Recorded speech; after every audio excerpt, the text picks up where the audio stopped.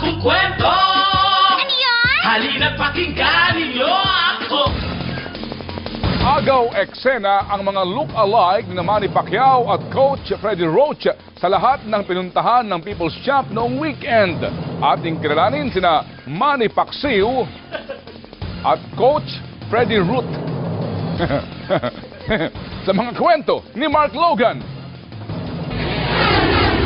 Mula airport hanggang New World Hotel at Quiapo Church, andun sina Manny Pacquiao. I am his coach, Freddie Root.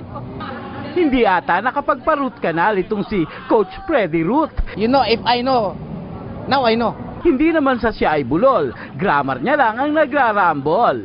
Hey, you Mayweather, get out to your cave and fight your money. Ganito daw ang matinding training na natutunan ni Manny sa boxing. Hinasa rin ang pambansang kamao sa patak ng kandila, sa nagbabagang bato ng sungka, at para tumigas ang bodega, Chinese garter ang katapat niya.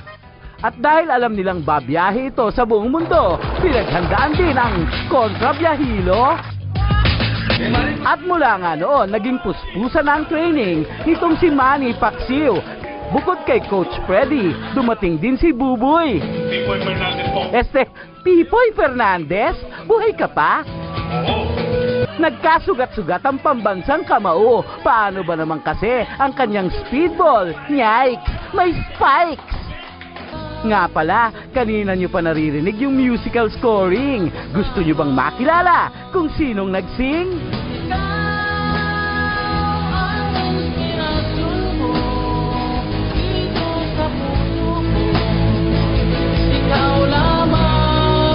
Ay, pugi-pugi, bye! Mark Logan, Patrol ng Pilipino.